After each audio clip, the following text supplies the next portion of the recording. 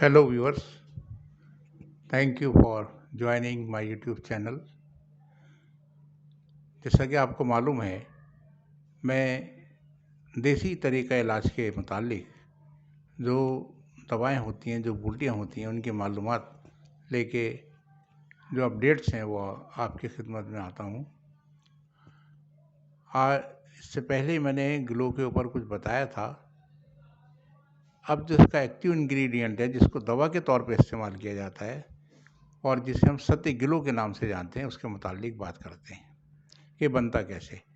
देखिए, इसके बनने से पहले मैं आपको गिलो के मुतालिक बता दूं।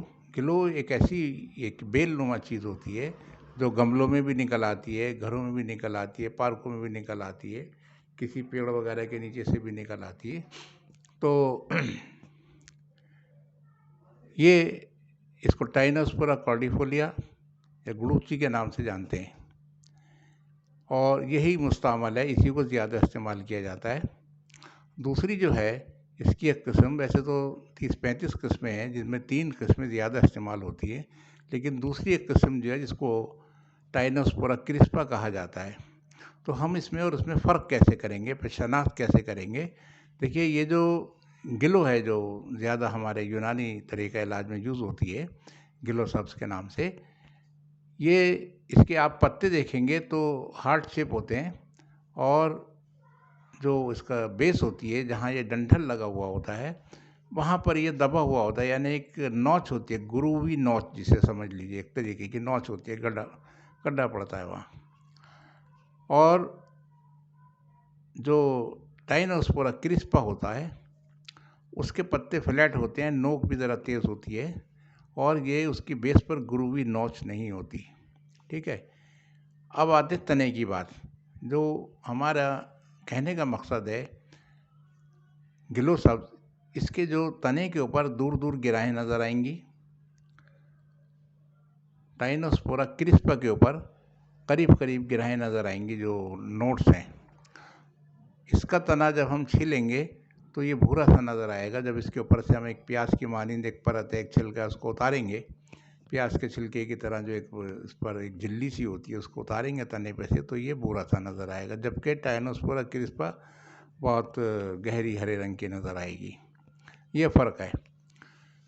अब बात करते हैं कि हम इसका सत बनाते कैसे हैं। देखिए, तरीके तो बहुत सारे हैं। इंडस्ट्रियल तरीका जो बड़े पैमाने पर है वो अलग है, घरेलू तरीका अलग है, और जो देहात के अंदर बनाया जाता है वो तरीका अलग है। मैं तो आपको एक कॉमन तरीका बता देता हूँ। पहले आप ये समझ लीजिए कि ये एक ऐसी चीज़ है, गिलो सब्ज़, कि ये बेल जिस पेड़ पर चढ़ जाती है उसके असर को कबूल कर लेती है। अगर ये नीम पर चढ़ गए तो नीम के असरात आ जाएंगे, मुसफ़्फ़ी खून की जो इसमें ख़ासियत है वो शामिल हो जाएगी। इसीलिए नीम गिलो को ज़्यादा अहमियत दी जाती है। अब जो इसका सत है, उसके बनाने में कोई ऐसी दिक्कत वाली बात नहीं होती। इसके जो लंबे लंबे जो बेल चलती है ना, इसका जो डंठल होते हैं, जो तना बोल लीजिए, उसको उतार लेते हैं और उस पर से छिलका वगैरह जो बारीक सा होता है, प्याज की मानिंद छिलका होता है, उसको उतार लेते हैं और फिर इसको धो लेते हैं। धोने के बाद इसके टुकड़े करेंगे, छोटे छोटे पीसेस कर लेंगे और पीसेस करने के बाद उनको क्रश करेंगे। हावन दस्ता या ओखली या कोई ऐसी चीज़, इसके ऊपर इसको कूटा जाएगा और कूटने के बाद फिर एक बर्तन में पानी ले लेंगे। मान लीजिए जितने वज़न की है हमारे पास, 400 ग्राम, 500 ग्राम, 500 ग्राम अगर है तो 1.5 किलो से 2.5 किलो तक हम, 1.5 लीटर से 2.5 लीटर तक हम पानी उसमें डाल सकते हैं। 2-2.5 लीटर पानी में हम उसको डुबो देंगे और हाथों से मलेंगे अच्छी तरह। मैश करने से क्या होगा कि इसके अंदर जो लेसदार रतूबत है वो पानी में हल हो जाएगी और पानी की मदद से उससे बाहर आ जाएगी। अब ये हमारे पास रह जाएगा एक वुडी मटेरियल, डंठल जिसे बोलते हैं, लकड़ी ऐसी चीज़ें। तो अब इसको हम क्या करेंगे, पहले छानेंगे। कपड़े को रखकर बर्तन नीचे लेंगे, बर्तन के ऊपर कपड़ा लगा के उसको छानेंगे और छानने के बाद ये जो चीज़ है इसे बाहर फेंक देंगे। अब जो हमें ये पानी मिला है, इसको हम क्या करेंगे कि थोड़ी देर रखा रहने देंगे, 4-6 घंटे तक। जो उसका मटेरियल है वो तहनशीन हो जाएगा।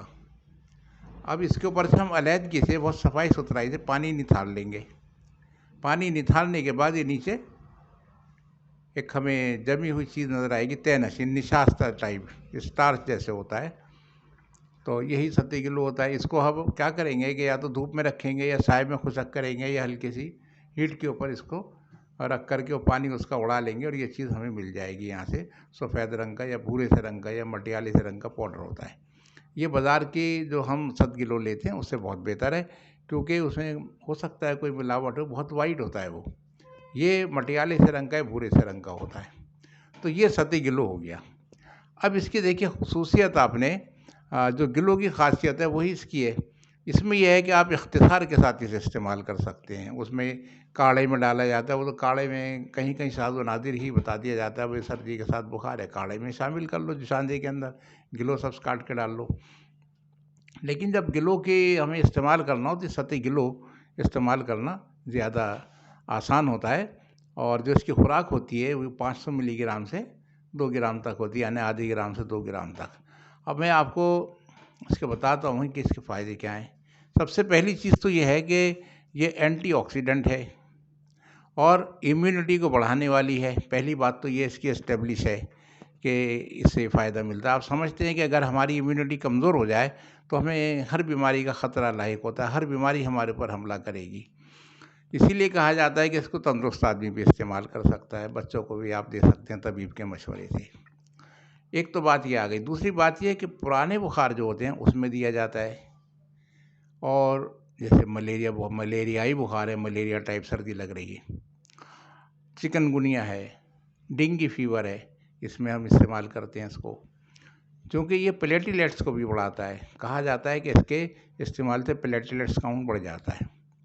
इसी के साथ जोड़ों के दर्द में और दूसरी दवाओं के साथ इस्तेमाल किया जाता है इसको। और हाजमे की इस्लाह करने के लिए, हाजिम नहीं, डाइजेस्टिव नहीं, हाजमे की इस्लाह करने के लिए, मैदा आंतों की कमज़ोरी वगैरह के लिए इसको इस्तेमाल करते हैं। लीवर से टॉक्सिन्स बाहर करने के लिए, जो लीवर में टॉक्सिन्स हो जाती हैं फिर वो हमारे ब्लड में आती हैं, तो उनको बाहर करने के लिए, और लीवर की बहुत सी बीमारियों में ये मुफीद बताई जाती है। इसके अलावा शुगर की बीमारी है, शुगर लेवल को कम करती है। बढ़े हुए वज़न को जिस्म के इसको कम करती है। जोड़ों के दर्द को कम करती है। ख़ास तौर से यूरिक एसिड बढ़ रहा है तो उसको नॉर्मलाइज़ करती है। और नज़ला खांसी के लिए तो एक आम सी बात है कि भाई नज़ला खांसी, इसके अंदर भी इस्तेमाल किया जाता है इसका। चूँकि मैंने आपको बताया नीम के ऊपर आती है तो नीम के असरात लेती है। वैसे तो इटसेल्फ ये ब्लड प्यूरीफायर है, लेकिन नीम के ऊपर होने की वजह से ज़्यादा खून के असरात को जो साफ़ करने में काम करती है। इसीलिए जल्दी अमराज के अंदर भी इसका इस्तेमाल किया जाता है। नज़ला खांसी अगर है तो आप इसको शहद के साथ मिलाकर दे सकते हैं। जोड़ों में दर्द है तो आप इसको, जो अदरक का पाउडर होता है, जंजीबील जिसे बोलते हैं, तो उस पाउडर के साथ थोड़ा सा उसमें सुरंजान ऐड कर लीजिए, उसके साथ आप दे सकते हैं। वज़न कम करना है, शुगर की शिकायत है, शुगर में आप क्या करेंगे कि इसको आंवले के रस के साथ आप दे सकते हैं, आंवला जूस के साथ दे सकते हैं। और इम्यूनिटी बढ़ाने के लिए, जो इम्यूनिटी कमज़ोर है उसको, या इसका तो असेसमेंट हर आदमी नहीं कर सकता, भाई इसी बात से कर सकता है भाई बार बार बीमार हो रहे हैं। तो इम्यूनिटी कमज़ोर होने के लिए, या ऐसे मरीज़ जो लंबे अरसे से बिस्तर पे पड़े हुए, उनकी तो इम्यूनिटी कमज़ोर ही हो जाती है, तो उनके लिए च्यवनप्राश के साथ या बच्चों में च्यवनप्राश के साथ इसको दिया जा सकता है। शुगर के मरीज़ हैं, पैरों में चीमटियाँ सी काटती हैं, बेचैनी होती है, रात को पैर चलाते हैं, नींद नहीं आती, उसमें क्या है कि अश्वगंधा पाउडर है, उसके साथ इसको दे सकते हैं। और भी इसके इस्तेमालात हैं और जो तबीब के मशवरे से ही हैं। तो मेरा बताने का मतलब ये था कि सतही गिलो का हम इस्तेमाल यहाँ कर सकते हैं। इसकी टैबलेट्स भी आती हैं, इसका पाउडर भी आता है, सतही गिलो पाउडर, और टैबलेट्स भी इसकी बनी हुई आती है, और कैप्सूल फॉर्म में भी आता है ये। लेकिन ये भी समझ लीजिए कि बहुत सारी दवाओं में शामिल भी किया जाता है, बुखार की दवाओं में, दर्द की दवाओं में इसको शामिल करते हैं एक इंग्रेडिएंट के तौर पे। आप प्लीज़ इसका इस्तेमाल जो है वो तबीब के मशवरे से करें, ख़ुद इस्तेमाल ना करें, और तबीब क्वालिफ़ाइड होना चाहिए। क्वालिफ़ाइड हकीम या डॉक्टर के मशवरे से आप इसे इस्तेमाल कर सकते हैं। मैंने मकदार खुराक भी इसकी बताई है, मौक़े इस्तेमाल भी इसके बताए हैं, लेकिन इसका मतलब ये नहीं है कि आप मेरे कहने पर अमल करें। ये तो आपकी याददाश्त के लिए मैंने बताया और आपको अपडेट करने के लिए बताया है। आप अगर इसको इस्तेमाल करना चाहते हैं तो तबीब से मशवरा करके आप इसे इस्तेमाल कर सकते हैं। वीडियो आपको कैसी लगी इसको अपने कमेंट्स में लिखिए, लाइक कीजिए और मेरे चैनल को सब्सक्राइब कीजिए। नेक्स्ट हम किसी और दवा के टॉपिक के ऊपर आपसे बात करेंगे। तब तक के लिए खुदा हाफिज़। Thank you very much. Thank you.